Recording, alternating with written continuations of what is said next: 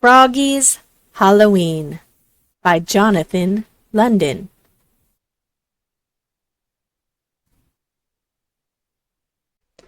For Froggy, Halloween meant candy, but it also meant dressing up.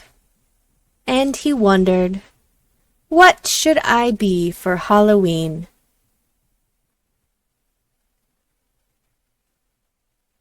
I know, cried Froggy. Super Frog! Flying high over the city, faster than a dragonfly, stronger than a bullfrog.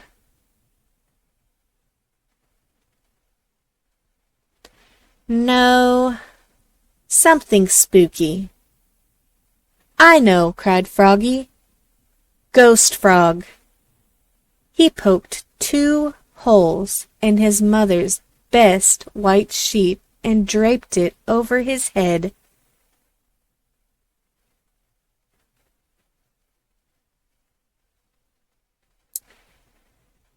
No, something scarier. I know, cried Froggy. Vampire Frog. He put on his black cape, swoosh, pulled on his mom's black tights, zip, put on his slick black wig, zap, and he said in his best Dracula voice, trick or treat, smell my feet, give me something good to eat. If you don't, I don't care. I'll pull down your underwear.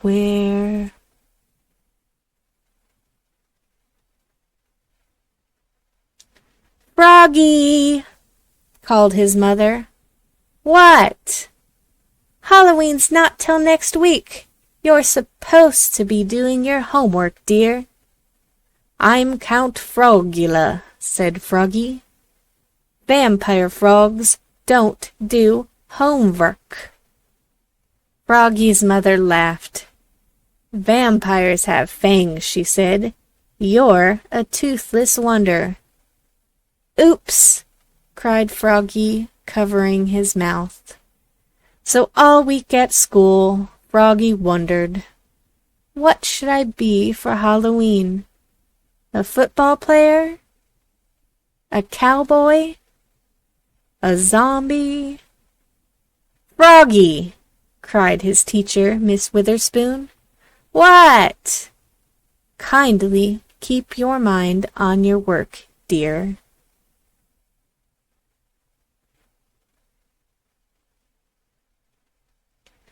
But his mind was on Halloween. Every day after school he got ready. He carved crazy pumpkins. He hung sticky spider webs all over the front of his house. He hung his mother's sheet like a ghost in the wind, and he practiced. Trick or treat, smell my feet, give me something good to eat. If you don't, I don't care.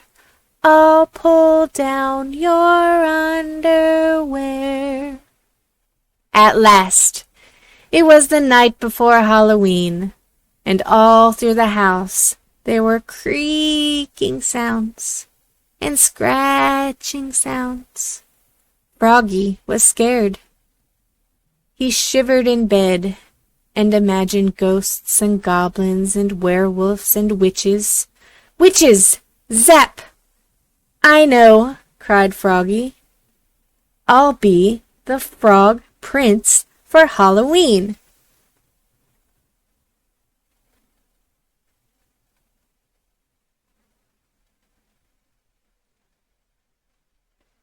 And in the morning he put on his black cape, zwoosh, pulled on his mom's black tights, zup, put on his slick black wig, zat, plunked on a gold crown, zunk, and flashed his mighty sword.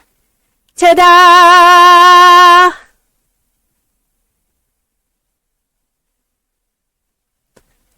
At the Halloween parade at school, all the girls thought he looked cute, especially Froglina.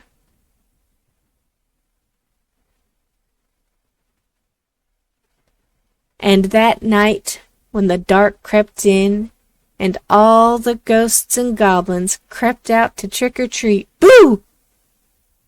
Princess Froglina leapt out and chased after the Frog Prince to give him a kiss.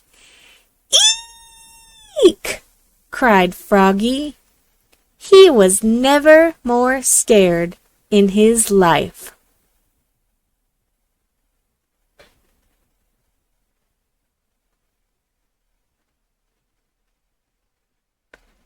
He leapfrogged over his mother.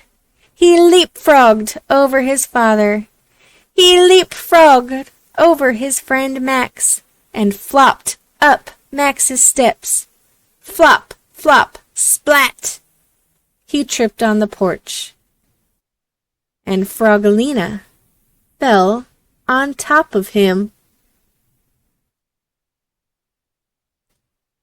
The door flew open and, uh-oh, there stood the wickedest witch in the world.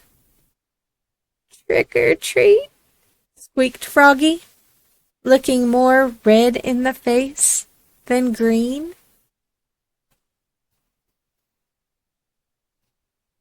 Luckily, Froglina ran away, and the witch turned out to be Max's granny.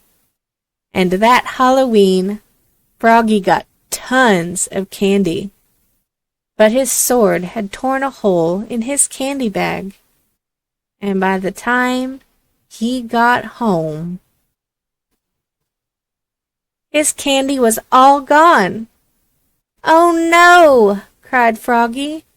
"What's the matter?" asked his mother. He showed her his empty bag. "Well, you're in luck," said his mother, holding up a full bowl. "I guess nobody liked my treats."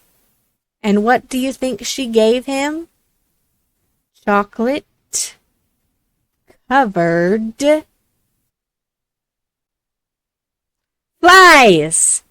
"Yum!" cried Froggy. "My favorite." Munch, crunch, munch. The end.